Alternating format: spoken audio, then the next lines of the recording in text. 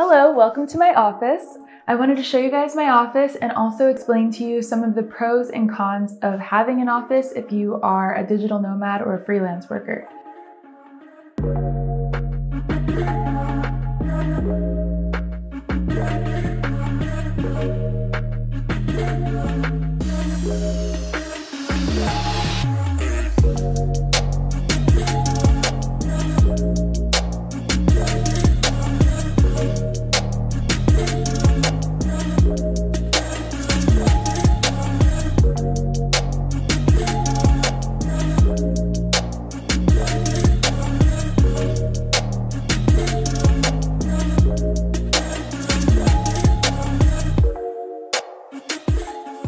Getting an office was a big decision because as a digital nomad, I don't really need an office. I can work from home, I can work from cafes. I decided to get one ultimately because I have a few people that work for me sometimes and it was getting difficult and inconvenient. And when we were 3 or 4 people meeting up together in a cafe or in a co-working space, we couldn't really have the right space or privacy that we needed.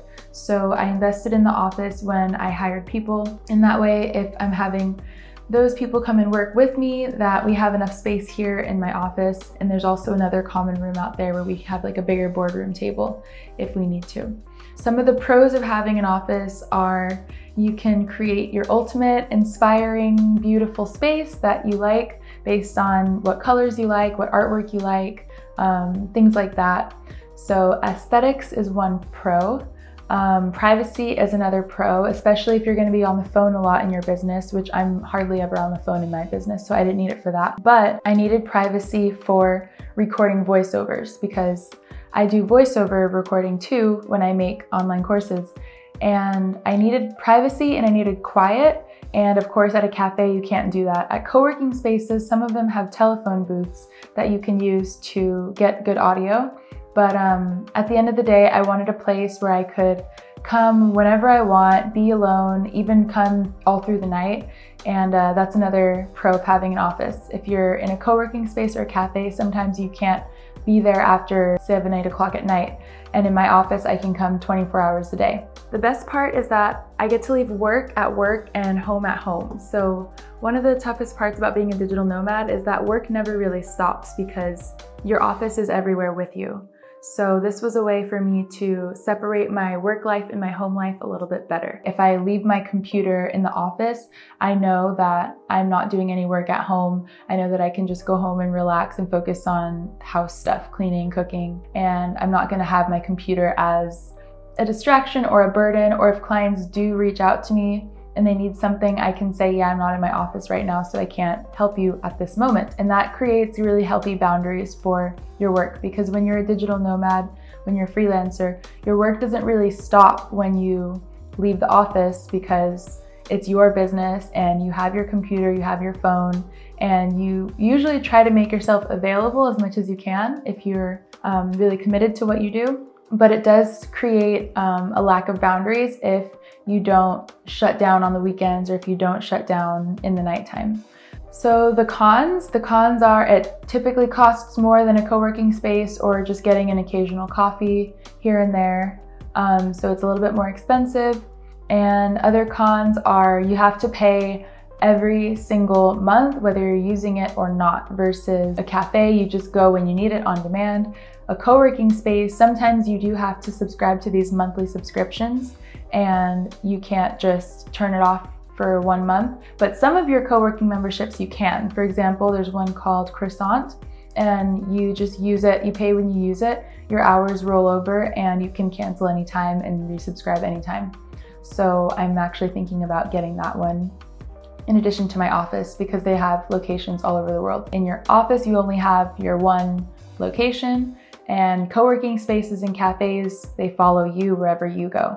especially if you have one of these co-working memberships that has multiple locations, such as WeWork or Croissant. Croissant is an app with co-working spaces available all over the world, and they allow you to pay one monthly membership price for access to any of their locations worldwide for co-working. And this is a perfect subscription for an avid traveler like myself, and I've used this app when I'm visiting homes so that I can have short-term access to workspaces in California. I highly recommend using this app, and if you use my link in the description below, then you can have a 7-day free trial to go to any of the workspaces on the app. And this is a very great alternative to private offices or traditional co-working spaces. So now back to my private office. Another con is that you have to furnish it. My office did actually come with a lot of furniture, not all of it. I invested in some different things for the office. So those are the pros and cons of having an office. If you're thinking about getting an office, I suggest you shop around a lot because there are so many different options nowadays. You can get private offices in WeWork, you can get private offices in a bunch of places that you wouldn't even normally expect. For example, my office is actually in a residential building. Spain is kind of weird like that. They have some buildings, they look residential, but they also have businesses in them. So there'll be like an apartment here and then a lawyer's office here, and then a yoga studio here, and then another apartment here with 6 kids living in it. So you never know. But in my building, it looks mostly residential, but it's very secure. There's like double door entry with locks and an elevator and everything. But if I did invite someone, it would look professional enough. It's obviously more professional than inviting someone to a coffee shop. If you are serious about your business, it does show that you're more serious if you have like a stable office space, if you do meet with clients. And so let me know in the comments below if you have an office space, or if you love co-working, or if you love coffee shops, and why. I would love to hear why. Now let me show you another alternative office. This is actually IKEA. The opposite of paying hundreds of dollars per month for a private office would be working from a cafe or IKEA, where if you sign up for their family club, you can get free coffee with your visit. They also have free Wi-Fi, so I'm going to test out if it's viable to use IKEA as a free co-working space.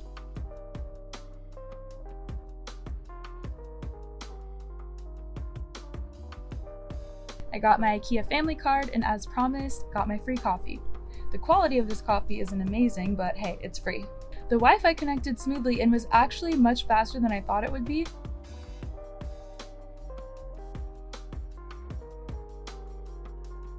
I was able to get some work done here, but I have concluded that it's not an ideal place for working.